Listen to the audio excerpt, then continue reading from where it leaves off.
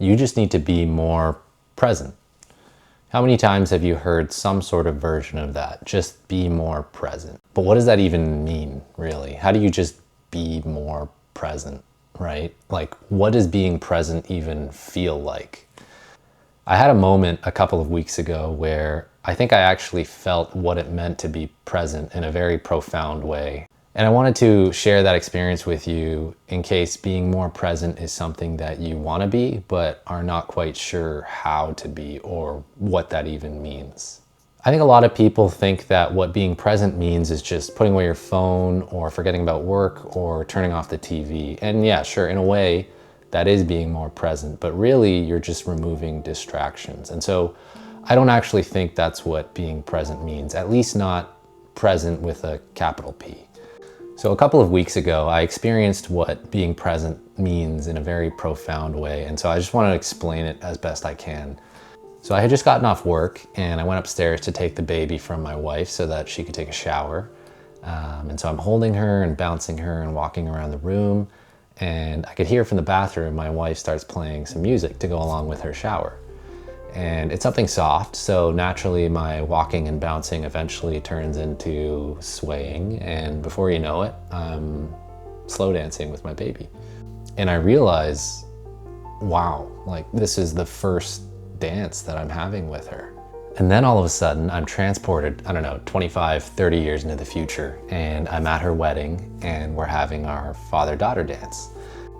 And in that future version of me, I was thinking, wow, I remember the first dance that we had.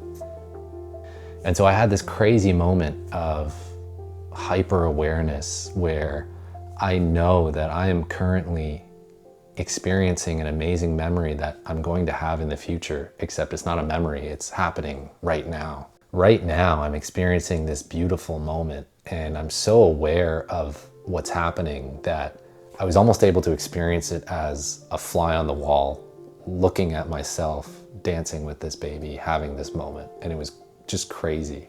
And so I started noticing all these other little details about things that were going on around me, like the way the light was coming in through the window and the sound of the water from the shower and my wife humming her songs in the background and my dog sleeping in the corner there. And it was this level of awareness and presence really that allowed me to take such a vivid snapshot of what was happening right then, and not only have it as a memory forever, but also enjoy it in that very moment. And so for me, that was really the first time where I was experiencing this level of profound presence and actually being aware of it as it was happening. It was an incredible experience, to be honest.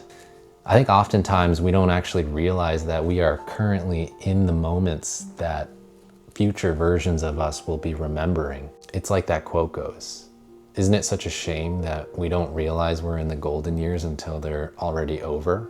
And so I think that's what being present is really about. It's about realizing that you are currently in the golden years of your life and taking in every bit of it. Not thinking about the stresses of work or the fact that your favorite sports team just lost or you just lost a whole bunch of money in the stock market. Because you don't seem to think about those types of details when you are looking back at a memory in your life, do you? And so I think you can take this a step further and realize that being present isn't just about appreciating the best moments of your life, because obviously you're going to go through ups and downs, right? And being present is actually something that can help you get through some of the lowest points of your life as well. Think about it. You've struggled before, you've felt lost, not knowing what the future will hold, thinking that you'll never be able to figure things out. Things that felt like the end of the world to you at the time, now when you look back on them, are really just a blip. Things like a bad breakup, or getting laid off from a job, or just losing something that meant a lot to you. Those are all things that led you to this very point in time, and it could not have happened any other way. And so I think that being present is really just about experiencing every moment of your life without judgment, because really there is no good or bad.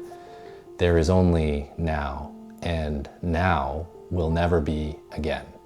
And so you better be taking in every single aspect of it that you can, because this is the only life that you get. Because isn't that what life is really all about? Just a collection of lived experiences.